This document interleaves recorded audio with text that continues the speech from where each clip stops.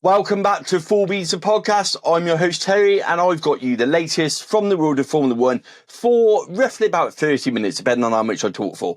But it should be 30 minutes of non-stop Formula One news, mainly from my shed. And just a bit of a disclaimer, I'm not affiliated with Formula One or any of the teams, although in exchange for a paddock pass, I will most happily be affiliated with the team, especially for Vegas, where we're going and still haven't sorted our tickets out. But that's a whole different story whatsoever. But on a serious note, I have been accused of, breaking some people's breaking news in terms of, delivering the news early. So again, just a spoiler warning, if you don't want to be kept up to date, you probably better switch it off now, because on this podcast, we tend to bring you news that's factual and up to date, and you won't be surprised on any Formula One breaking notifications if you've already tuned into the show. So just to forewarn you, with all of those formalities out the way, all what's left to say is, if you haven't already, please hit that subscribe, like, follow button, and you will be kept up to date with all of the latest from the Coffee Corner Motorsport home with these podcasts, which tend to drop at really erratic times because I'm terrible at filming them, because I can't, for the life of me, plan them around all the other stuff that goes on in my world. So yeah, there you have it. Welcome back. What we're going to talk about this week. So we've got 30 minutes. So we're going to discuss latest from the world of Formula One. We've got driver moves. We've got Constructor Championship. We've got McLaren's rear wing. And we've got a quick look forward to Baku as the topics for discussion. So if that takes your fancy, grab your coffee, sit down, put your ears in, turn it up in the car, wherever you're listening from, and let's get into it. Right, let's talk McLaren rear wing. Let's just get that one out there straight away. So, I did a video on this one. I got tagged in a lot of videos, and my opinion on this is very clear. So for those who don't know, there was a social media post that circulated after Baku, which shows the rear wing on the McLaren slightly opening when the DRS isn't activated. So not when it is activated, when it's in its passive closed state, it's shown a slight opening. And that is, of course, reducing drag and giving the McLaren more top speed. So, therefore, the accusations have naturally started of it's illegal, they're cheating, how can this be, etc., etc. My take on this is quite simple. Now, I'm a believer in innovation. I'm a Formula One fan. I'm an engineering nerd in terms of the design of a car. That's what floats my boat. That's what gets me going with these Formula One cars. It's always been my fascination from an early age. You're talking six-wheel cars, not six-seater. You're talking six-wheel cars. You're talking double diffusers. You're talking the way the floors are done. This is, DAS. All of these things really rock my world because that's what I like. Now, I believe that this is innovation. It's within the rules, so it doesn't break any of the rules that's currently set out by the FIA. It, of course, passes all of the tests that are currently set out by the FIA. It only gives 1 or 2 kilometres straight line speed more, which could actually be down to a setup change, not just necessarily this rear wing as well. That could have played a part on it. So I'm not a believer that this gives McLaren a massive, massive advantage. And like the flexi wings that have gone before that have actually been banned by Formula One, I'm not so sure they should have been, because why can't we push the envelope on innovation? This is what Formula One is all about. This is the pinnacle of motorsport. This is what we want the teams to be doing. Now, the FIA, they've got this, this Uno reverse card, as I call it, where when they don't like something, they do the old, it's not within the spirit of the regulations, it's not what we intended. That is just basically taught for, you've outsmarted us, we don't like it, so we're going to introduce a technical ruling, which stops you doing it. There is no technical ruling in terms of safety to be made on this rear wing. It's not unsafe. So back in 2021, with that Red Bull rear wing that got banned, that was talked about being unsafe because it wobbled all over the place. That's not the case with this rear wing at all. It's very stable, it's very sturdy, it passes all of the tests. So it can't be banned on a technicality like that. So the only way to ban this rear wing would be a technical directive around the rules of it's not within the spirit of the regulations. Will that happen? I wouldn't be surprised if it does, because this is the FIA and this is what they do. If it doesn't, expect all of the other teams to catch up, like we're seeing with the flexing in the front wing currently. So we know that, we've got that Mercedes, that McLaren front wing. We know it's got flexing. We know the FIA has said currently it's okay. Suddenly Ferrari have rushed theirs through. We know Red Bull are trying to rush theirs through as well, which, incorporates that flexing into their designs. Now the FIA have given it the green light. So it's going to go one of two ways. If it's legal, expect the other teams to copy it very fast. If it's deemed illegal, they'd be given obviously a bit of time to take it off. As it currently stands, that rear wing is legal and should be on a car. There's nothing wrong with it. So I'm all for it on a personal point of view. A lot of talk that the FIA are letting this go because they want to see closer racing. They want to see more competition for wins. It fits into that narrative we see about Red Bull being slowed down by the FIA and all these other conspiracy theories we see. I don't think it's that at all. I think what happens is the FIA get their nose out when they're outsmarted by the engineers, because ultimately, when a rule book comes out, the teams spend all of this time flicking through it and actually going, where can we push the envelope on these regulations? What are we allowed to do that's within that? So I think Adrian said what he's saying is, when these rules come out, what can I do? What can I get away with the most, almost, before it breaks the regulations? And that's what the FIA don't like. And it's not a popular thing for me to see these technical directors when it isn't safety. If it's safety, fair enough. Of course, the car should be safe. But when it's something like this, it's just done to slow cars down, and there's no reason for it. So I'm all for it. I think we should see it. I want to see the other teams jump on it and run with it and see what they can do with it. And I also want to see if it is making a difference, because McLaren haven't introduced a rear wing update for quite a while. So this rear wing update has been in play for a while, and it's only just been picked up on Baku. And if I'm honest, the pictures aren't all that great. There's a lot of different sunlight on them, a lot of different angles, a lot of comparisons with rear wings, which is really hard to do, because when you're comparing a rear wing, you've got to bear in mind that each team will bring a different style rear wing. It's not a set part as such. So it's not like everyone's got the same rear wing and you can notice a difference. They've always got a design difference in them. So, comparing them is really hard to do, and probably not justice in terms of what it's doing. So I get what people are saying, that it's opening slightly. It does appear to be, from what I've seen on the pictures. Like I say, the straight line speed is talking 1 or 2 kilometres more without DRS, talking 3 kilometres more with DRS. Not massive, but does add up over a lap, adds up over a race, of course. So, for me, it needs to stay, but the FIA need to nip it in the bud and decide whether or not it's staying long term, so the other teams can catch up a bit, especially in the cost cap era where development is key. So that's my thoughts on the McLaren rear wing. Let's talk driver moves, because we know we've only got 2 spaces left on the grid, and competition for those 2 spaces are certainly hotting up. So we know that we've got, obviously, the VCARB seat. Now, we're expecting Liam Lawson to be announced as a driver for Visa Cash App RB for 2025.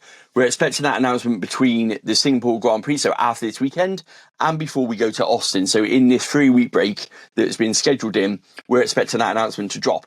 I'm not expecting a driver change for 2024. That's the other rumour I've seen. I'm not expecting Daniel Ricciardo to not finish the season with Visa Cash App RB. I think that with the races coming up, with the commercial value he's got, with the sponsorship commitments that VCARB have got, he will be in that car up until Abu Dhabi. And then next season, we will see, obviously, Liam Lawson. Where does this leave Daniel Ricciardo? Well, after Christian Horner publicly came out almost and backed Checo over the weekend. So this is where he's talking about the Barcelona upgrade from 2023 being the key to where Red Bull actually went wrong on their development route. They introduced that flaw. Max kept winning. They're saying that actually Checo gave them the feedback it wasn't very good. They kept on with it because Max was still winning. And it turns out that Checo was right. That is a very public statement from Christian Horner. That's a very big statement to make. And that is a very public backing of Checo, which hasn't been done for quite a while. And what I mean by this is the sound bites to the press are done deliberately a lot of time by the teams and the team principals. That's why I'm a big advocate. Follow the media to find out what's going on. If you look at the social media pages, so this week, for example, we've had Liam Lawson on the Red Bull podcast. We've had increased footage of Liam Lawson. I joked about it a couple of weeks ago. Someone tagged me in a video that they were using for Lightning McQueen sort of updates, and someone went, "Oh, it's just old footage." It was old footage, but it's deliberate.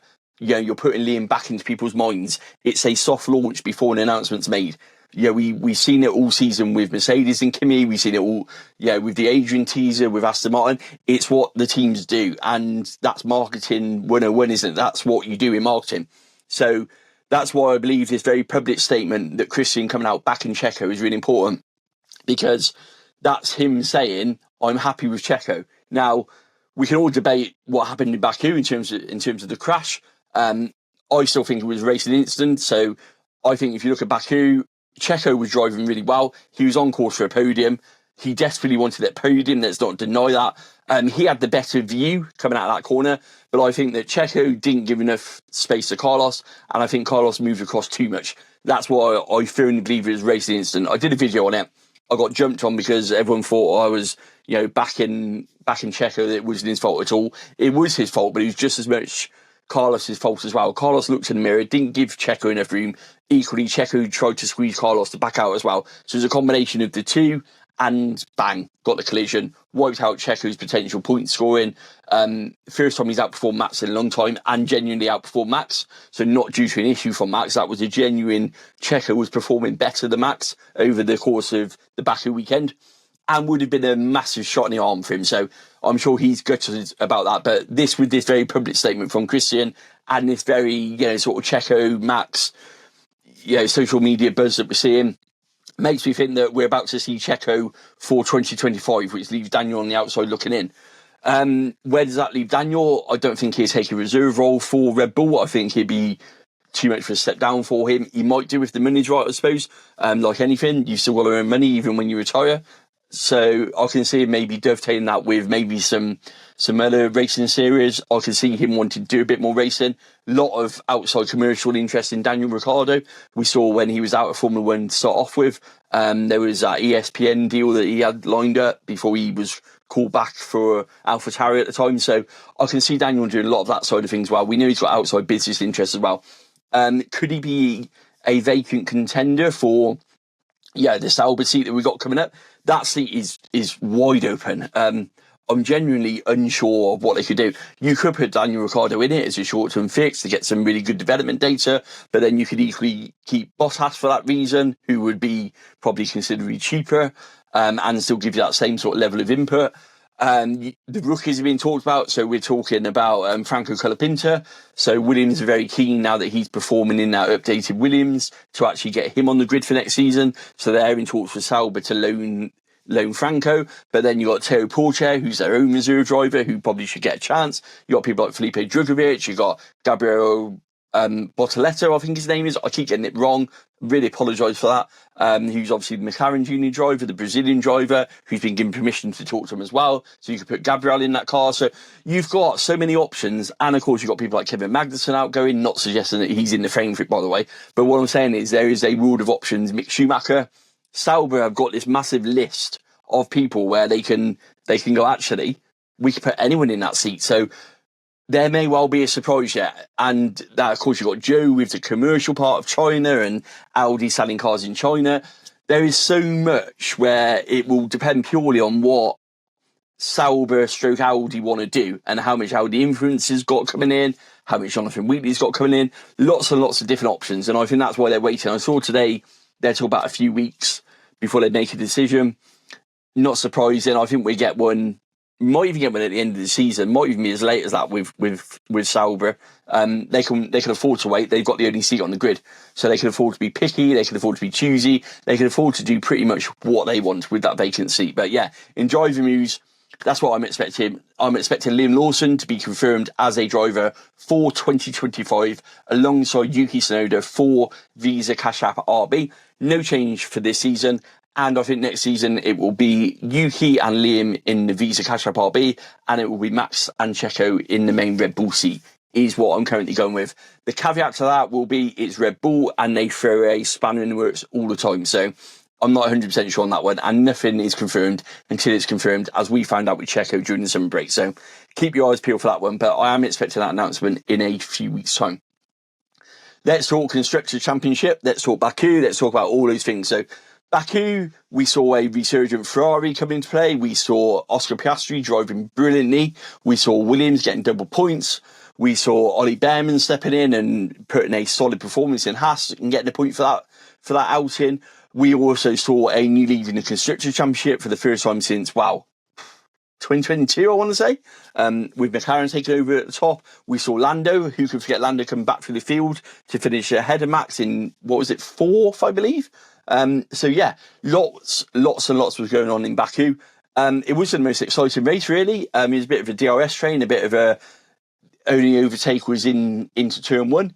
But it did a job. It came to life, obviously, towards the end with Carlos and Checo coming together. Like I said earlier, real shame for Checo. I thought he drove really well.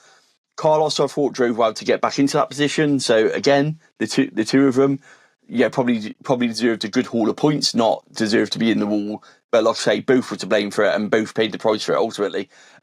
Ferrari will be gutted. They were on for some good points.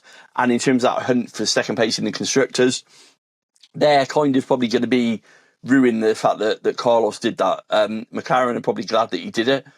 And yeah, so it's all to play for. We've seen that Red Bull have cancelled their Singapore fan livery for both Singapore and for Austin. They're quoting weight difference. So they're saying that the fan livery will increase the weight on the car because of the paint job. And that actually that's a big concern for them. That shows you how rattled Red Bull clearly are. That shows you how under pressure they are. That shows you how concerned they are. Some of the interesting points from the Adrian Newey podcast that came out last week. So Adrian was talking about how he's not been involved in the team since obviously Japan. I think that shows. I keep saying this. People say I'm mad, but ultimately, how can you not miss Adrian Newey? How can any fan in the Formula One realistically sit there and say, we don't miss Adrian Newey? Of course you miss Adrian Newey. Now, he may not have been involved for the past couple of years in the day-to-day design of the Red Bull. One thing I will say is that shows, because that RB20 ain't as good as the RB19. So actually, maybe you should have got Adrian involved in the day-to-day designing if that's the case. It's hardly an advert for a good design, is it? We've got an RB20 that's not as good as an RB19, and we're saying that Adrian didn't design it. So, hello? Yeah, wake up and smell the coffee. That tells you how good Adrian is. And in terms of everything else, what you've got the point where just having him on the pit wall, you've got just having him on the pit wall, having his experience on the pit wall, being able to use him in the race weekend, you've got the chance to say, what can you do with this car and tap into that, decades of knowledge. By not having access to Adrian, you're cutting that off as well. So these setup changes we see in the weekend, these setup changes we see around the fact that, can we change this? Can we do that? That's where Adrian would come into his own. That's where he would say, well, why don't we try this? Why don't we tweak that? And you haven't got that input anymore. And you can't claim that you're not missing that. That is complete and utter bullshit. Everyone will miss that. Why do you think Aston Martin are paying 20 million a year for that experience? Why do you think Ferrari were willing to pay up to that much, or at least a similar amount? Why do you think Red Bull in the first place were paying him the 10 plus million they're already paying him? Because he's damn good at his job. He is the best designer in Formula One. To say you're not going to miss him is just, one, it's disrespectful, and two, it's just complete and utter rubbish. You are no doubt going to miss Adrian's input on that one. The podcast talked a lot about the dynamics at Red Bull. I found that really interesting as well. It seems like he feels very much he's been pushed aside because the team wanted recognition. That's the in-between lines that I got off it. When he talked about that he moved away because the team wanted to stand on their own 2 feet, best interest of the team. Very good choice of words from Adrian, I think. So there's definitely a separation part there that's going on. Christian obviously talked about him not being happy in terms of the press conference and that side of things.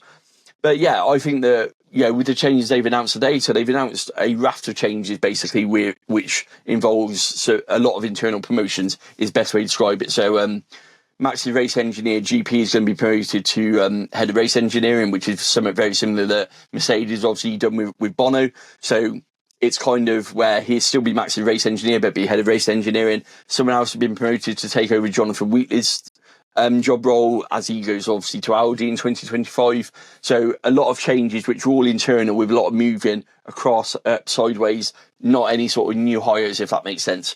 Designed around the cost cap. Red Bull have got a real good chance to restructure their team to put a lot more money back into the cost cap. I know Adrian was either contractor or one of the exempt people, and by not replacing him with a big name money designer, that's you could afford, like, for example, to promote someone like Pierre Wache into one of those free exempt roles. That will free up your cash cap. You've then got that money to spend elsewhere. All sorts going on. So I think there's a bit of accounting into that restructure as well for Red Bull, which will give them a bigger pot for development, a bigger pot to choose from, which is only good for the team in the long term. And I think it's harmony with which is what Chris is looking for after the off-field, the off-track stuff that's quite clearly rattled Red Bull this season and hindered them. So I think it's a good move for Red Bull with that series of moves it's good that they're recruiting from within in terms of development for the people. That's obviously one of the reasons why Jonathan said he was going, because he couldn't get that team principal role at Red Bull, so that's why he's going to Audi. So yeah, all change at Red Bull, I think it'll be good. McLaren, I think, are driving really well. I think this number one is going to be a problem from them long term. I was doing a live on TikTok last night and we talked about this, where you can't have two number one drivers, right? Let's just get that out there. You can have two equal status drivers. There's only ever one number one. Remember that, no matter who that number one is. Now, that number one may change between two drivers. So you've got Lando, you've got Oscar, and at the moment it's Lando because he's ahead in the championship. But next season, if Oscar's ahead, it will be Oscar. But they won't be that. They may start equal in terms of the championship, but invariably one will always be number one and one will always be number two. It's how far you push that number one and number two role that is key to this. Do you have a number two role like a Barrichello, like an Eddie Irvine, like a Valtteri Bottas, like a Checo, where you know that whatever happens, that's the number one driver? McLaren don't want to do that at all. They want this sort of seesaw in between the two. That is, Senna, Prost. That is also, Lewis and Nico Rosberg, Lewis and Alonso. That's what that is, and none of those have ended well. None of those have ended good. So the one thing I will say about McLaren fans is you have got the best driver lineup on the grid by far in terms of two drivers. That's why you're in the lead for the Constructors' Championship. However, my caveat to that will be enjoy it while you can, because at some point McLaren are going to have to make a decision, and at some point one of those two is going to explode into each other. Because it always happens in Formula One. They are both number one drivers who want to be number one drivers and believe they should be number one drivers. And that's only going to end in one way. And it ain't going to be two McLaren number one drivers because, as I said, you can't have two number one drivers. But yeah, that's just my look on the McLaren one. But you can't take away Oscar's performance. If Oscar had driven like this all the way through the season, I'm not even sure Lando would be in contention for the championship. I think it'd be Oscar. He's developed really maturely. He's driving really well. He's got his tyre management a lot more under control. I think he messed up his first in Baku. That's why Charles had that 4-5 second lead, but that eventually got caught back in. And you know what? They did really well with that one. In terms of defending, I think he defended against Charles really well. He knew where to put his car. He knew where to use the boost button in terms of the energy saving that he was getting so that he could counteract Charles. And I think also we talk about this rear wing advantage. Ultimately, all Oscar had to do is defend 2 and 1, because that's where all the overtaking was in Baku. So actually, all he had to do was keep his battery into that final sector, defend that final sector, chuck the battery all out while you're doing that, defend against that DRS. With that extra 1 or 2 kilometres was enough to keep Charles at bay. Lo and behold, park yourself in the racing line, so you're forcing Charles off into the dirty side of the track. And you know what? He did that to perfection. So brilliant win from Oscar. No doubt about this one, obviously, after what happened in Hungary. So really good to see. Like I say, Lando did brilliantly to come back through. Came back through more than I thought he would. Obviously helped by a bit of the pit lane changes in terms of the starting lineup that happened. So obviously helped by that in terms of moving a couple of places. But again, you've got to do it. You've got to be in it. You've got to keep out the wall. You've got to make the moves. You've got to make the stick. And you've got to deliver. And Lando did that. So I think that he's probably not getting enough credit for a good drive as well in Baku. But I thought Oscar drove really well. Charles showed us that maybe the Monza upgrade is good and here to stay. Would it be enough for Singapore? I think it'd put them in contention around Singapore. I think Red Bull are going to compromise straight line speed again. We know we've got a 4th added DRS zone, but we also know the weather looks atrocious out there at the moment. We've got classic Singapore thunderstorms where 1 minute it's chucking it down, the next minute it's bright sunshine and dry. So who knows what we're going to get for this race weekend. But should we have a look at the book? Should we have a look at what's coming up this weekend in Singapore? Let's have a look. For those who don't know, this is Formula 1 2024. It's produced by Bruce Jones and published by Welbeck Publishing. What I will say to this is I love this book because it gives you a really good breakdown of what goes on. So I was sent these before the season started, and they sit on my little shelf here, but they're really good at telling you what's coming up. So Marina Bay. Heat and humidity are guaranteed in this metropolis, so running its race after dark does at least make matters marginally more comfortable for the drivers and crews. With the circuit running past Singapore's central business district, it's a spectacular backdrop too, something many of the circuits have opened since 2000 failed to match. The lap begins with a tricky first corner. We all know what that first corner looks like. Valtteri Bottas, bowling, that kind of scene is what we're expecting. Tricky first corner, combination of a flick to the left that arcs immediately to the right, then directly into a left-hand hairpin. It's rare that the entire field negotiates these 3 turns without contact on the opening lap. A short straight feeding into a tight right and then onto another straight sets the tone for most of what follows, something that's hardly surprising as the track is laid out on a city grid. The run to turn 7 is a long one though, and occasionally just long enough for a driver to consider attempting a passing move after powering through the lap's fastest point at 185 miles per hour or 300 kilometers per hour for those who work in those metrics. However, the fact that turn 7 is another 90-degree bend means that a driver has to be convinced that they can complete the move before turning as space is restricted. Racing around 3 sides of the Singapore cricket ground, the track then powers past the famous Raffles Hotel before having an unusual feature to negotiate as it crosses the Anderson Bridge before turn 13, and a acute left-hander, a good exit can be beneficial as there is a rare straight of length up to turn 14 before the track snakes through 7 more turns. It then opens up for a sweep past a giant Ferris wheel onto the start-finish straight. The pole time for 2023 was Carlos Sainz, 1 minute 30.948. The fastest lap in 2023 was Lewis Hamilton, 1 minute 35.867. And the lap record is Lewis Hamilton in 2023 with 1 minute 35.867 seconds. So, yeah, toughest corner has got to be turn 1. And with it being obviously a street race, anything can happen in terms of, manhole covers, dare we say it. We know what to expect there. We know that turn 1 is going to be that one. We know that that's going to be the issue for the drivers. We're expecting a safety car at some point, whether it be a virtual one or a main one. And I think the main key will be qualifying for the drivers in terms of not getting caught in that turn 1 mess. That's where they're going to want to avoid it. So I can see a lot of drivers trying to get some good qualifying laps in. Like I say, the weather's looking very, very, very dicey. It's looking very rough. We've added that 4th DRS zone, but obviously that'd be deactivated if it's raining. So it might make a difference, it might not. We've also seen DRS zones taken in and out of play with regards to Formula 1. So we've seen this done before where they've introduced a 4th DRS zone and it actually caused more problems than what it was worth. And it got taken out before qualifying in the race itself. So again, it might do, it might not be. I think it's been put into a straight part, I want to say around turn 15, 16, but I could be wrong on that. There's been a slight tweak to the track because of the redevelopment that's going on in the city. So they've had to put a straight in basically. And I think this DRS zone dovetails into that and backs that up. So I think they're trying to create another overtaking zone. So again, a lot of people talk about artificial overtaking and should we be doing it.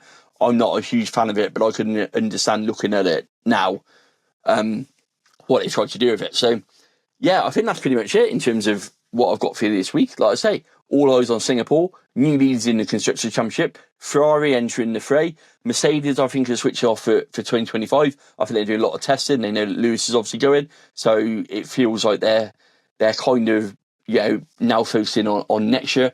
Aston Martin will be hoping that Adrian can make a big difference when he joins in 2025. I'm expecting an uptake in that performance, as I said on the last podcast, for not just 2026 but 2025 when he actually joins. Expect that announcement between Singapore and COTA around Liam Lawson taking part. And like I say, that's where I think we're at with it. That in the Sauber seat, anybody's guess at all as to what's going on with that one. So yeah, once again, thank you all for listening. I hope that wasn't too bad. It's half an hour. I don't want to talk for too long. I feel that, sometimes some of these things just go on and on and on. The whole point of the Full Beans podcast is it gives you a quick sort of 30-minute insight into the big topics that's going on in Formula 1. So hopefully you don't mind it being a bit shorter than normal. But yeah, until next time, I'm going to grab my coffee. If I grab my coffee, do me the favour whilst I'm drinking it of hitting that like, subscribe, follow button, whatever is available to you on the platform you're listening to, so you'll get notifications. I'll get hopefully somewhere in the ranking where, more than 10 people might see the podcast, which would be nice. And yeah, catch you all soon. Have fun.